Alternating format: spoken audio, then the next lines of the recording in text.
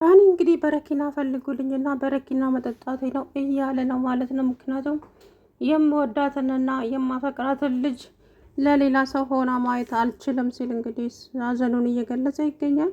በሰፈሩት ቁና መሰፈር አይቀርም እንደሚባለው ተረት እንግዲህ እሱም ያስቀመጠውን እንግዲህ እያጨደ ይገኛል። ምክንያቱም ካሌብም ሚስቱን ተነጥቆ እንደዛውም ደግሞ እንደ ሞኝ ሲቆጥሩት ኖረዋል። በአንድ ቤት ውስጥ አብረው እየኖሩ ማለት ነው። ካሌብ እንግዲህ አሁን ላይ እየተበቀለ ይገኛል በአባባ ግፊት።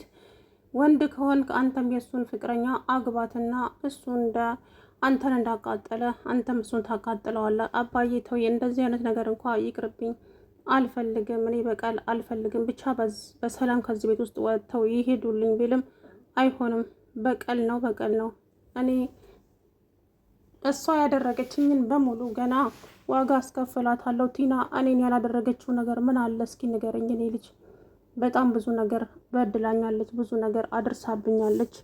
ስለዚህ እንዲሁ በቀላሉማ መተው የለም፣ ለእያንዳንዱ ነገር ዋጋ መክፈል አለባት ሲሉ እንግዲህ አባባ በጣም ተናደው ተናገሩ ማለት ነው። አባዬ ተባክን፣ ይሄ የማይሆን ነገር ነው። ለምን አይሆንም? ይሆናል። አይሆንም ብሎ ነገር የለም። እኔ ቲናን ገና ብዙ ያልተበቀልኳት ነገር አለ። ስለዚህ እኔና እሷ ገና የምናወራርደው ሂሳብ አለ። በእሷ ቤት እኮ ምንም መማላቅ ሞኝ መስያታለሁ። እኔ ግን እያንዳንዱን ነገር አውቃለሁኝ። ግን እስከ ዛሬም የቆየሁት ቆይ እስኪ እያልኩ ቀን ጊዜ እየጠበቅኩኝ ነበረ። ግን እሷ ምንም ልትማር እንኳን አልቻለችም። ስለዚህ ለእያንዳንዱ ነገር ዋጋ አስከፍላታለሁ አሉ አባባ። አባዬ ተው እባክህን፣ በቀልን በበቀል አይደለም ብቻ እንዲማሩበት አድርጎ መሸኘት ነው እንጂ ሲላቸውም አይ አንተ ደግሞ እኔ የምልህን ስማ እንጂ አሰማም እንዴ ሲሉም አባባ እሺ በቃ አባዬ እንዳልክ አንተ ያልከው ካልሆነ በስተቀር መቼም እሺ አትልም ሲለው ካሌብ አዎ እሺ አልልም። ምክንያቱም ለምንድን ነው እሺ የምለው? እነሱ ያደረጉትን ነገር አታውቅም እንዴ? እስቲ ምን ያላደረጉት ነገር አለ? ጭራሽ እኮ በቤታችን ከቤታዬ ውጡልኝ አለች። እማታፍር ጉድ! እኔ ገና እያንዳንዱን ነገር ቀን አስቆጥራታለሁ አሉ አባባ። ከዛም ሄዱዬ አባዬ እባክህን እውነቱን እንድትነግረኝ እፈልጋለሁ። ስለዚህ የተፈጠረውን በሙሉ ንገረኝ አባዬ ያለችው። ምን ልንገርሽ የኔ ልጅ፣ ምንድን ነው የምነግርሽ ሲሏትም እባክህን ካሌብ ማነው ዳኒ ጸባዩ ሊጨበጥልኝ አልቻለም በፍጹም። ምን እንደምልም አላውቅም። ግን በቃ አለ አይደለ አሁን ሰው ነው ስለው አሁን ግልብጥ ይላል። ጭራሽ የማላውቀው ሰው ሆኖብኛል። እናም የተፈጠረ ነገር ካለ ንገሪኝ የኔ ልጅ። እኔ ምንም የምነግርሽ ነገር የለም። አንቺ ራስሽ ድረሽበት አሏት አባባ። እኔ በመሀላቸው ምንም ነገር መግባት አልፈለግም ሲሏት አባዬ እባክህ ለእኔ ስትል ምንም ብትይኝ አልነግርሽም የኔ ልጅ፣ ራስሽ ደርሽበታለሽ ሁሉንም ነገር አሏት አባባ። እሺ አባዬ እምቢ ካልከኝማ ከዚህ በለጠ አላስጨንቅህም አለችና ሄደች ኤዱዬ። ከዛም ዳኒ አገኛትና እኔ ከዚህ በኋላ ተስፋ ቆርጫለሁ ባንተ ላይ፣ በቃ ተስፋ ቆርጫለሁ። ካሁን በኋላ አንተን ምንም ልለማመጥም ሆነ ምንም ላደርግ አልችልም፣ ደክሞኛል።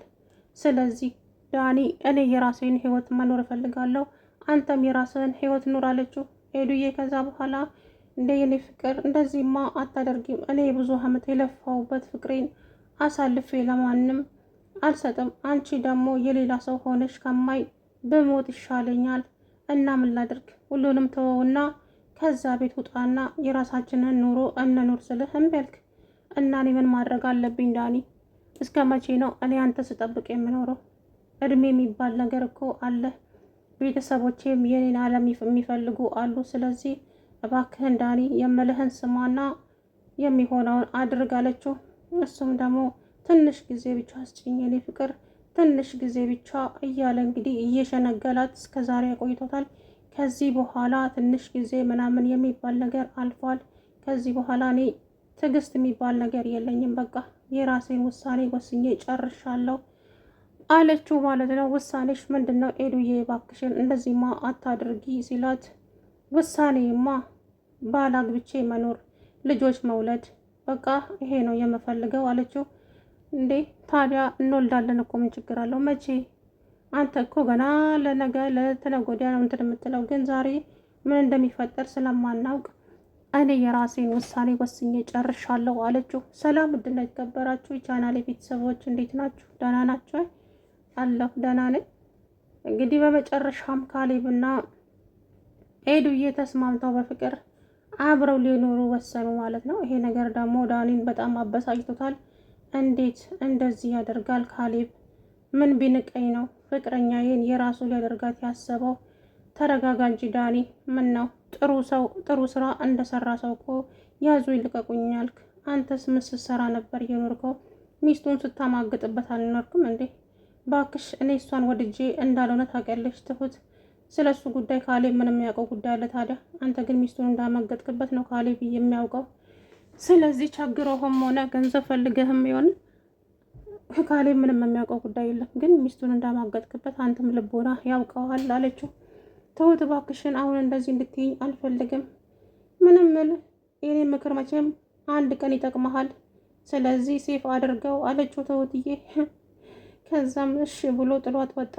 ዳኒ እኔማ እሷን አጥቼ መኖር አልችልም። እሷ የሌላ ሰው ሆና ማየት አልችልም። ስለዚህ እሷን የነካ እኔን የነካ ማለት ነው። በእሷ ከመጡብኝ ማንንም ይቅር አልልም እያለ እየፎከረ እንግዲህ እንዴ አንተ ልጅ ምን ነው ብቻህን የምታወራው? በሰላም ነው እንዴ እያሉት አባባ ሙድ እየያዙበት፣ አባዬ እኮ ትንሽ ውስጤ የሆነ ነገር ገብቶ እኮ ነው። ምን ላድርግ? ምንድን ነው ልጄ? ተረጋጋ እንጂ አንተ ገና ወጣት ነህ፣ ልጅ ነህ፣ ብዙ ነገር ይጠበቅብሃል። ስለዚህ ተረጋጋ እንጂ ምን ሆነህ ነው ሲሉት፣ አባዬ እኔ ኤደንን አጥቼ መኖር አልችልም። ስለዚህ እኔ ከሷ ውጪ ማንንም እንዴ ታዲያ እሷ እኮ ያንተው ናት። ምን ሆነሃል? አይ አይደለም አይመስለኝም። እኔ ካሌብ ሁኔታው አላማረኝም። ከእሷ ጋር ያለው ቅርርብነትም ከቀን ወደ ቀን እየጨመረ መጥቷል። ስለዚህ ከዚህ በኋላ እዚህ ቤትም እንድትመጣ አልፈልግም። አባዬ እባክህን ንገራት ለሄደን እዚህ ቤት እንዳትመጪ ብለህ ንገራት። እንዴ እኔ ይችን የመሰለች ልጅ አሁን ምን ብዬ ነው ማስቀይማት? ቤቴ አትምጪ ብዬ? ቤት ደግሞ የእግዚአብሔር ነው የሰው አይደለም። ስለዚህ እንዴት ነው ከቤቴ ቅሪ ብዬ ማስቀራት አሏት አባባ። ምን ላድርግ ግራ ቢገባኝ እኮ ነው። ራስህን ንገራት ውሳኔህን እንጂ እኔማ ከቤቴ ውስጥ ቅሪ አልላትም አሉ አባባ ማለት ነው። እንግዲህ በመጨረሻም ኤደን ካሌብ እውነቱን ሲነግራት በጣም ተናዳ የራሷን ውሳኔ ካሌብን ታገባኛለህ አለችው። ካሌብም ደንግጦ እንዴ ኤደን ምን እያልሽ ነው ሲላት፣ በቃ ታገባኛለህ ወይ ስትለው እሱም ምክንያቱም እሱ አንጀቱ ቅጥል እንዳለ ማቃጠል ስለፈለገ ብቻ አዎ አላት። ኤዱዬ ሳትወድ በግዷ ካሌብን ልታገባ ተገደደች። እራሷ ነች እንግዲህ በራሷ የወሰነችው እንጂ ማንም አስገድዷት አይደለም። ካሌብም የኔ ሁኚ ብሏት አይደለም። እሷ ግን ዳኒ ልትበቀለው ነው። ምክንያቱም እስከ ዛሬ ጊዜዋን፣ ሰዓቷን፣ እድሜዋን እንደ ማስቲካ አኝኮ ስለጨረሰባት እያንዳንዱን ነገር እንግዲህ ዛሬ ዋጋ ልታስከፍለው ተዘጋጅታለች። ዳኒም ደግሞ ይሄንን ነገር ሲያይ ዘሎ ትሁትዬ ጋር ሄደና ትሁት እዚህ ቤት ውስጥ ምን እየተካሄደ ነው? አንተ ደግሞ የሆነ ነገር ስታጣና የሆነ ነገር ሲፈጠር ብቻ ዘለኔ ጋር ትመጣና ትሁት ምንድነው የተፈጠረው? ትሁት ምንድነው ትለኛለህ? እኔ ምንም ማውቀው ጉዳይ ያለ በእናትህ ከዚህ በኋላ እየመጣህ አጨቅጭቀኝ፣ የራስህ ጉዳይ ነው፣ ምንም ማውቀው ጉዳይ የለም አለችው ትሁቴ። ከዛም እባክሽ ትሁት አንቺ እንኳን በሰላም አናግረኝ እንጂ ቲና እንደሆነች ይኸውልሽ ራሷም አትጨበጥ፣ የራሷም ጭንቅላቷን አዙሯታል። ገና ልብሳችሁን አውልቃችሁ እኮ ማበዳችሁ ነው እናንተ። ምክንያቱም የሰው ነገር ለሰው ነገር እንደዚህ ቆይ እናንተ የሰው ገንዘብ እንደዚህ እንደ ስኳር የሚጣፍጣችሁ ለምንድን ነው? በጉልበታችሁ ሰርታችሁ አትበሉም እንዴ? ከዚህ በኋላ ሰርቼ ነው እንደ ሚስት ማገባው? አዎ ታገባለህ። ለምን አታገባ? ስራ ዝቅ ብለህ መስራት አለብህ አለችው ትሁትዬም። ከዛም ትሁት እባክሽን አሁን ያንቺን ምክር ልሰማበት አይደለም፣ እኔ ግን ግራ ገብቶኛል። አባዬም አታለለኝ። እንዴት 10 ብር ይሰጠኛል? እሱ እኮ በጣም ብዙ ብር ነው። ደግሞ አልለፋህበትም። ያለፋህበትን ገንዘብ ደግሞ ለምን አልሰጠኝም? ለምን ብለህ በጸጸት መጎዳት የለብህም። ምክንያቱም መብቱ ነው ሰውየው። ሲጀመር አንተ ሕሊና የለህም እንዴ? ሰው እንዴት ነው ያለ ምንም ነገር 4 ሚሊዮን ብር አንስቶ ላንተ የሚሰጥህ አለችው። ልብ የሚሰብር ንግግር ነገረችው። እሷም ደግሞ ከዛ ትሁት እባክሽን አንቺ ደግሞ አይሙሬን የሚያሳርፍ ነገር ንገሪኝ እንጂ ጭራሽ እያባባሽ አታናጅኝ አላት። እውነቱን ነው እየነገርኩ ያለሁት ዳኒ፣ እውነት ቢመርህም ዋጠው። እውነቱ ግን ይሄ ነው። እኔን ዛሬም ነገ የምጠይቀኝ ተመላልሰ የምመልስልህ መልስ ይሄ ብቻ ነው። ምክንያቱም ያለፈህበት ገንዘብ ያንተ አይደለም። ስለዚህ በራስህ ጥረህ ግረህ ብላ አለችው። ከዛ በኋላ እሺ በቃ ብሎ ጥሏት ወጣ። ኤዱዬም እንግዲህ የካሌብ ሆናለች። ከካሌብ ጋር እንግዲህ ቀለበት ስርዓት እያሰሩ እያከበሩ ይገኛል።